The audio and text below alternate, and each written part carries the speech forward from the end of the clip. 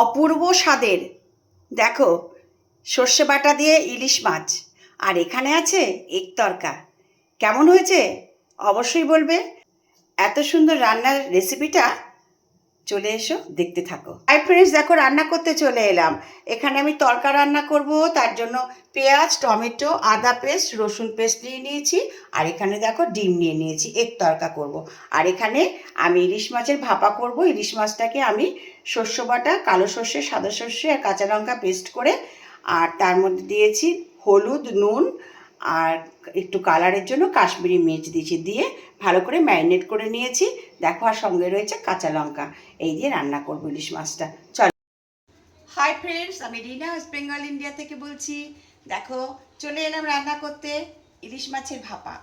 দেখো ইলিশ মাছটা সর্ষে বাটা দিয়ে ঝাল করছি। মাছগুলোকে দিয়ে দিচ্ছি। এখানে আমি মশলা ধোয়া জলটা দিয়ে দিলাম। এবারে এটাকে আঁচটা কমিয়ে একটু ঢাকা দিয়ে দেবো। সর্ষে বাটা দিয়ে ইলিশ মাছের ঝাল আমার অলমোস্ট ডান। এটাকে আমি সার্ভ করে দেবো। কেমন হয়েছে রান্নাটা অবশ্যই তোমরা বলবে। আর তোমরা কারা কারা এরকম মাছের ঝাল খেতে ভালোবাসো সেটাও কিন্তু বলবে। দেখো বন্ধুরা, এবার আমি তরকাটা রান্না করছি।